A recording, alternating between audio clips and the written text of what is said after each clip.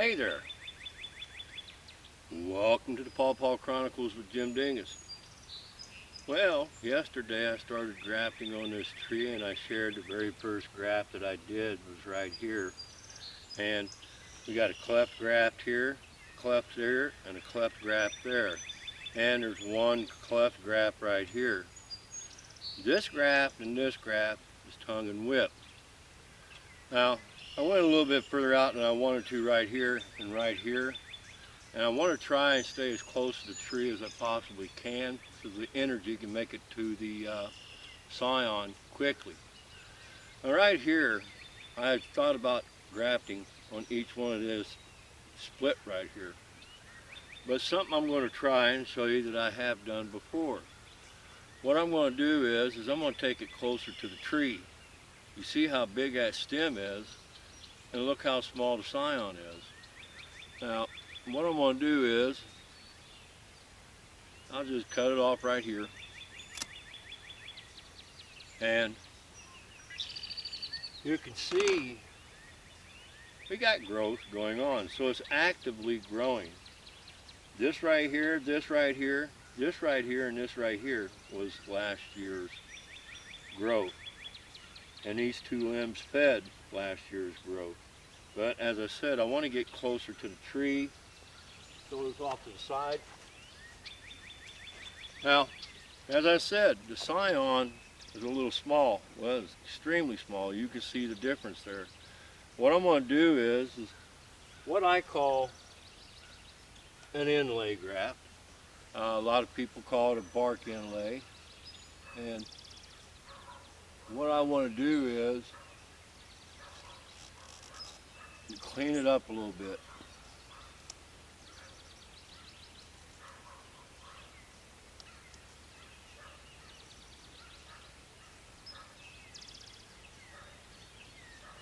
Now, with this graft, I have a natural slope because the stem's coming out at an angle. And once again, what I want to do is I want to try and set the scion in here to where the buds coming out this way, and this one right here coming out this way. I'm going to do a slit, and I'll show you what I'm talking about. All I'm going to do is just a slit of the bark.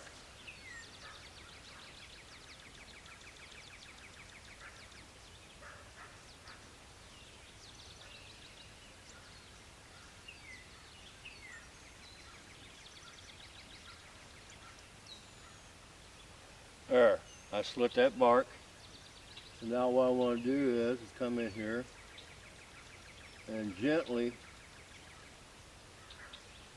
lift that bark. The bark has been lifted. And where I lifted it, I want to make sure it's the same width as the scion. And it is. Now that I've lifted the bark, I only did one slit. I don't need to do two slits. Now that I've done that,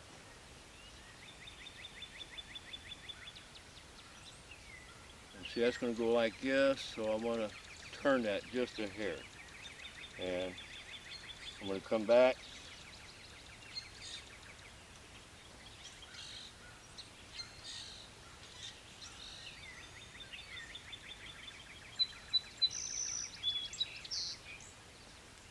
Nice, clean cut, long on one side, a little bit shorter on the other side. Now that I got that done, put a little bit of powder film on this scion wood, because as you all know, I like to put the parafilm on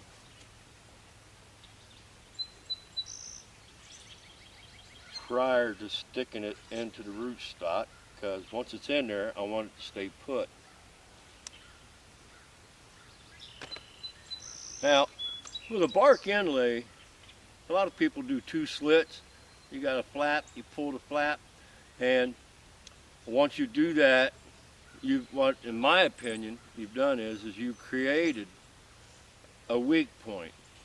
If by doing it with just one slit, I've got a stronger bond there. I've done this graft a number of times, and it has worked out well for me.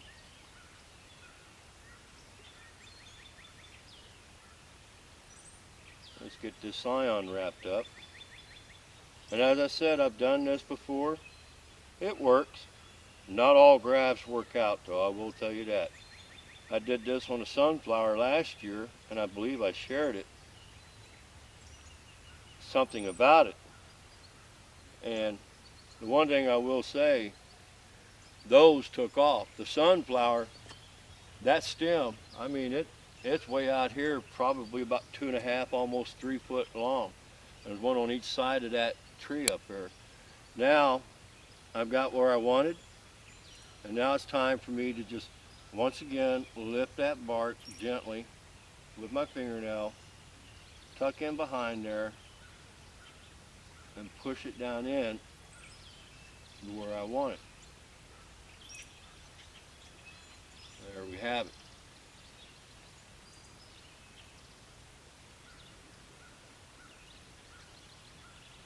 And what I'm going to do is I'm going to wrap around the rootstock here just to give me a little bit of a bind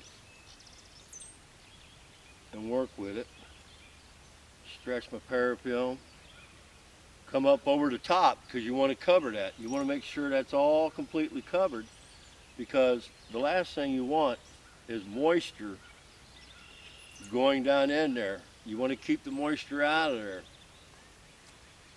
And it's going to take a little bit more parafilm, and I have thicker rubber bands that I'm working with, a little bit thicker, and I'll put a thick rubber band on there to really squeeze that bark to that scion wood.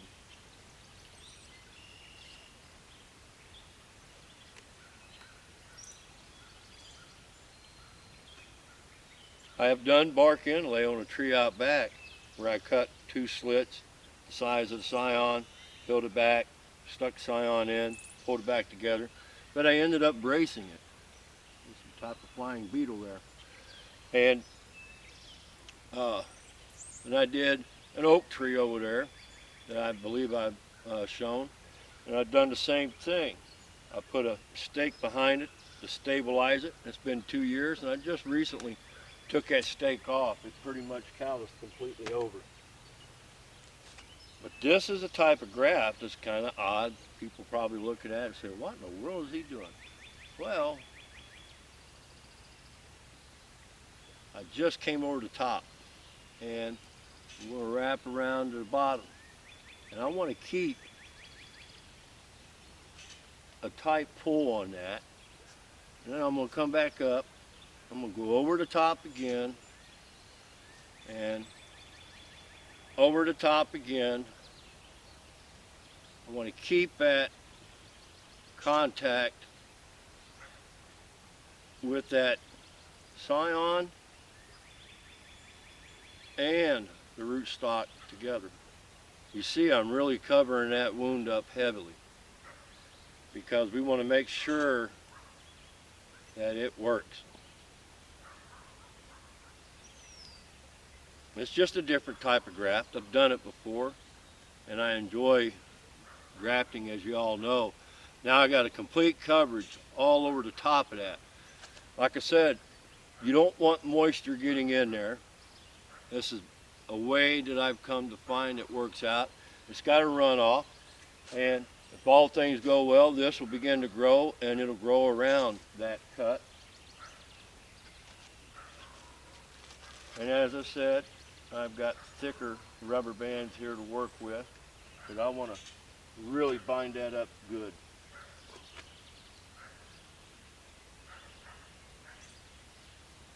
And the thicker rubber band's a little bit tougher to pull with because your fingers has got to be nimble enough. Now, mind you, I don't want that to go on the scion. I want the rubber band wrapped around the rootstock.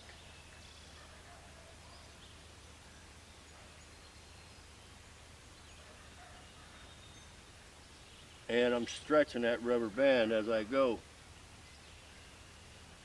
But when I stretch that rubber band, it's constricting back down, and it's squeezing.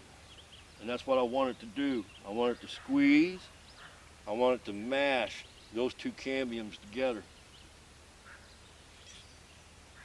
That's a heavy, heavy rubber band.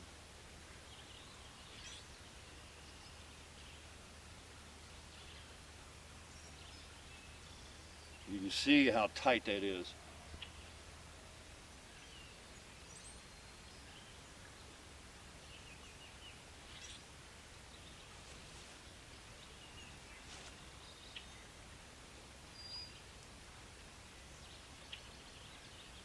And like I said,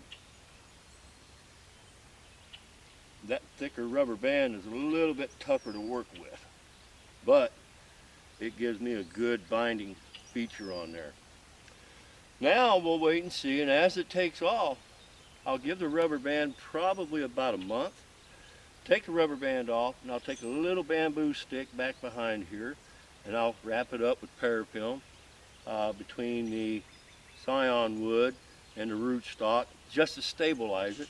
And as time grows, this right here will take off because this big limb is going to be feeding this tiny piece of scion wood. And you'll see I got a bud going out this way and one going out this way. So we should get growth away from the tree. Just something that I wanted to share with you. My name's Jim. If you like what you see, subscribe. Don't forget to click on that bell for notifications. Any comments or questions that you may have, I welcome. You all have a God bless day.